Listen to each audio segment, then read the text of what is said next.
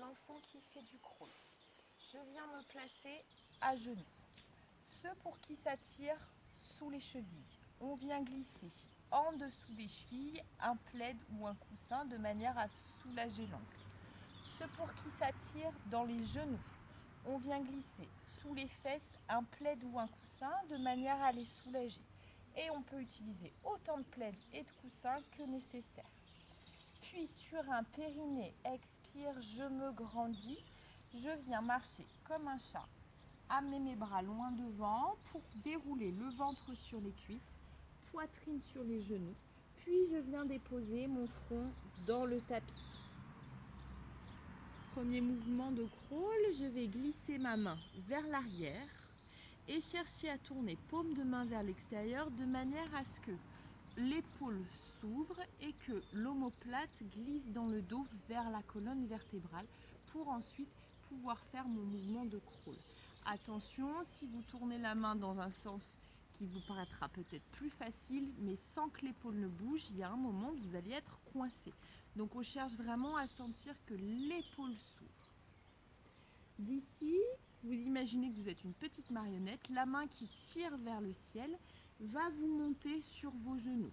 Sur l'inspiration, mon bras monte, je pousse dans mes jambes pour venir dans un 3 pattes. Les hanches restent au-dessus des genoux, l'épaule devant vient au maximum au-dessus des poignets. On fait attention à ne pas partir trop vers l'avant. Et je cherche à garder l'axe de ma colonne vertébrale. C'est-à-dire que faites attention de ne pas trop vous décaler du côté de la main qui est au sol pour rester aligné. J'ai ma main en l'air, puis je vais chercher loin devant. Et je redescends ma main, ce qui ramène mes fesses sur mes genoux, sur mes talons. Deuxième côté, je tire ma main vers l'arrière, j'ouvre. Je monte, je cherche à avoir le dos vraiment aligné. Je tire loin devant, puis je redescends. Et je ramène à chaque fois, entre chaque mouvement, le front dans le tapis, c'est-à-dire que mon dos s'arrondit. Mouvement suivant, je tire mon bras vers l'arrière, je tourne ma paume de main vers l'extérieur. Et dès que je commence à monter, je remonte ma tête et je réaligne le haut de mon dos pour avoir le dos bien droit. Et je continue mes rotations. À gauche, inspire, je monte, expire, je descends.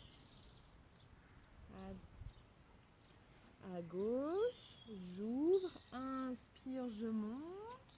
On fait attention ici pour ne pas se faire mal au poignet, à toujours pousser avec les doigts tendus dans le tapis. Il faut que le bout de vos doigts soit blanc et que si on vient et qu'on essaye de les enlever du sol, ils ne se décrochent pas. Vous faites attention aussi à garder le bas du dos aligné, les abdominaux restent engagés et cherchez à garder les épaules loin des oreilles. Et je fais mes rotations. Vous pouvez le faire autant de fois que vous le souhaitez en enchaînant bien gauche et droite.